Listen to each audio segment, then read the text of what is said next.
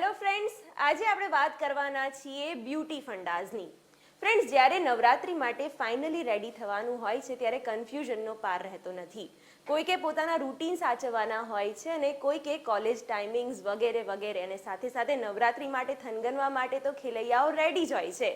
હવે જ્યારે કન્ફ્યુઝન થાય, સમયની કમી હોય, ત્યારે યાદ આવે એક્સપર્ટ મેકઅપ ટિપ્સની. અને એના માટે જરૂર પડે છે એક સારા સલૂનની અને એક સારા બ્યુટિશિયન અને મેકઅપ આર્ટિસ્ટની. તો ફ્રેન્ડ્સ, આજે આપણે વાત કરવાના છીએ નવી નવી ફેશન ટિપ્સ વિશે. આ સાથે જ નવરાત્રી 2015માં શું છે લેટેસ્ટ ટ્રેન્ડ્સ, કઈ રીતે રેડી થવું, કઈ રીતે ક્વિકલી રેડી થવું, તે બધી જ વાત કરીશું. તો ચાલો જોડાઈ જાઓ મારી સાથે.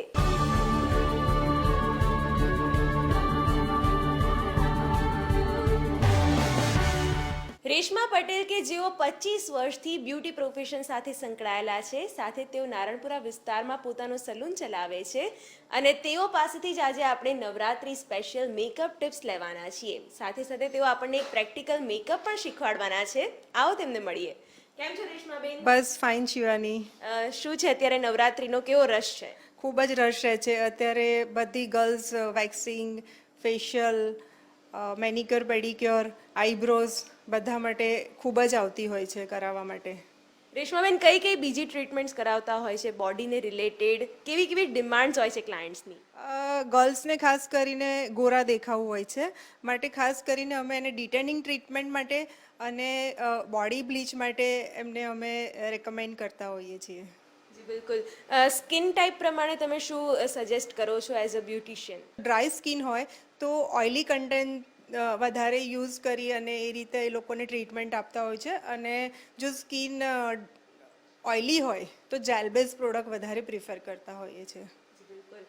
રેશમાબેન, આજે પર્ટિક્યુલરલી નવરાત્રી મેકઅપ ટ્રેન્ડની વાત કરવાના છીએ અને બહુ બધા મેકઅપ ટિપ્સની પણ વાત કરવી છે આપની સાથે. તો નવરાત્રીનો આ વખતનો ફંડા શું છે? નવરાત્રિનો આ વખતે ગર્લ્સનો આ વખતે તો બરાબર, પણ દર વખતે એક ફંડા હોય છે કે ભાઈ મેકઅપ ખૂબ જ લાંબો સમય રહેવો જોઈએ.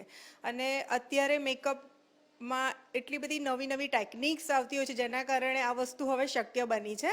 ખાસ કરીને મેકઅપમાં વેક્સ બેઝ અને મેટ બેઝ આવતા હોય છે. પણ વેક્સ બેઝ ખાસ કરી અને તમારે જ્યારે ઠંડીવાળી ઋતુ હોય ત્યારે વાપરવામાં આવે છે. જ્યારે ગરબા ગાઈએ ત્યારે ખૂબ જ સ્વેટિંગ થતું હોય છે, માટે ખાસ કરીને પાવડર બેઝ પ્રોડક્ટ તેમજ કેક બેઝ પ્રોડક્ટ વાપરવી જોઈએ, કારણ કે તેની અંદર ટેલ્ક અને ઝીંક હોય છે જે મેકઅપને ખૂબ જ લાંબો સમય ટકાવીને રાખે છે. રેશમાબેન, કોઈ એક વસ્તુ જેને આપણે હાઇલાઇટ કરવી હોય આખા સ્કિન મેકઅપમાં, તો તે શું હોઈ શકે? એ આઈ શેડો છે.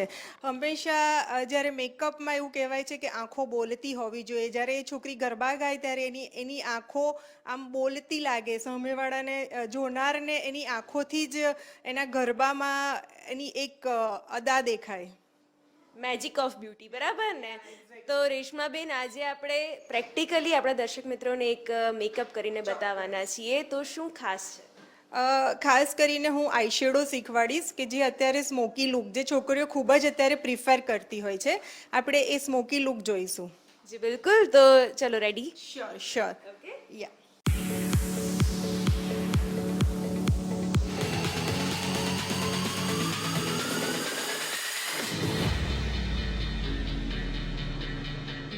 રેશમાબેન, આઈ શેડો એપ્લાય કરો છો. જનરલી રાત્રે ગરબા હોય છે, તો નાઇટ લાઇટિંગમાં કયા પ્રકારના કલર્સ ને એ બધું વધારે સુટેબલ હોય છે?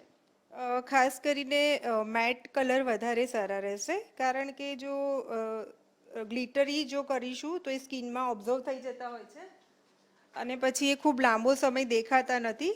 જ્યારે અડધા ગરબા તમારા પતે ત્યારે મેકઅપ નીકળી ગયો હોય છે. જી બિલકુલ.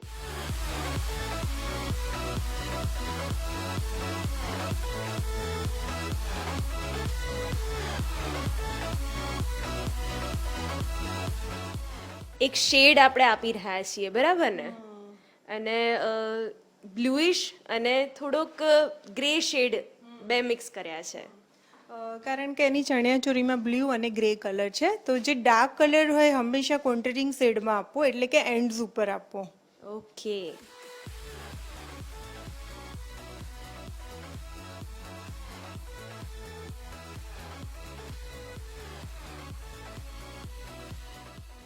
લાઇનર્સમાં પણ ઘણા બધા પ્રકાર આવતા હોય છે, તમે કયા પ્રકારની લાઇનર યુઝ કરી? અત્યારે મેં જે લાઇનર કરી છે લિક્વિડ લાઇનર છે. લાઇનરમાં જેલ લાઇનર આવે છે, કેક બેઝ લાઇનર આવે છે, કલરફુલ લાઇનર વેક્સ બેઝ આવતી હોય છે. પણ વેક્સ બેઝ લાઇનર સ્પ્રેડ થવાના ચાન્સીસ વધારે રહેતા હોય છે અત્યારે. તેમજ લિક્વિડ લાઇનર હોય છે તે પીલ થતી હોય છે. માટે કેક બેઝ અને ક્યાં અત્યારે સ્કેચ પેન લાઇનર બહુ ચાલે છે, એ તમે યુઝ કરો તો તમારી લાઇનર ખૂબ જ લોંગ ટાઈમ રહેશે. જી બિલકુલ, એટલે એવરીથિંગ શુડ બી વોટરપ્રૂફ, બરાબર ને? એક્ઝેક્ટલી.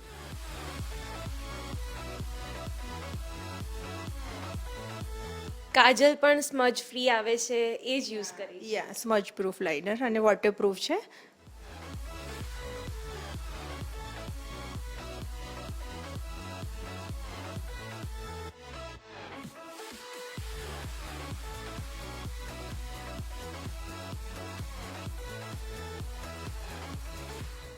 રેશમાબેન, ઘણી બધી નાની નાની ડિટેલિંગ લેવાની હોય છે અને પછી આમ આઈ મેકઅપ આમ સેટિસ્ફેક્ટરી પૂરો થયું લાગે, નહીં? યા એક્ઝેક્ટલી. કારણ કે મેં પહેલાં જ તમને કીધું કે મેકઅપમાં આઈઝનું ખૂબ જ ઇમ્પોર્ટન્સ છે. માટે આંખો બોલતી લાગે તે રીતનું આપણે મેકઅપ કરવાનો છે. અને ત્યાર પછી આવે છે લિપ્સ. કારણ કે માણસ ગર્લ્સ બધી લિપ્સથી બોલતી હોય છે, એટલે જ્યારે એ બોલે ત્યારે એના હોઠ ઉપર નજર જતી હોય છે. એટલે મેઇન નજર જવાવાળા જે મેકઅપના પાર્ટ્સ છે આંખો અને લિપ્સ છે. એટલે એ બંનેને તમારે ખૂબ જ સરસ રીતે પ્રોમિનન્ટ કરવાના છે. જી બિલકુલ. રેશમાબેન, આગળ આપણે હવે લિપ મેકઅપ શીખીશું. તો હા શિવાની, હવે લિપ મેકઅપ. હમણાં લિપ મેકઅપમાં ઓમ્બ્રે લિપસ્ટિક ખૂબ જ ચાલી રહી છે. અને અત્યારે બધી ગર્લ્સ મારી જોડે ઓમ્બ્રે લિપસ્ટિક કરાવતી હોય છે, જેમાં તમારી જે કોર્નર્સ હોય છે એ થોડા ડાર્ક હોય છે અને વચ્ચેનું જે સ્પાઉટ છે એ એકદમ લાઇટ શેડ હોય છે, જેના કારણે એના વચ્ચેના લિપ્સ એકદમ ઉભરાયેલા અને સરસ લાગતા હોય છે. ખાસ કરીને અત્યારની ગર્લ્સને પ્રિયંકા ચોપરા જેવા લિપ્સ જોઈતા હોય છે. તો બિલકુલ. તો દર્શક મિત્રો, જો પ્રિયંકા ચોપરા જેવા લિપ્સ જોઈતા હશે તો તમારે અમારી સાથે જોડાયેલા રહેવું પડશે. આગળ પણ તમારી સાથે ઘણી બધી મેકઅપ ટિપ્સ શેર કરવી છે. અત્યારે લઈએ એક નાનકડો બ્રેક.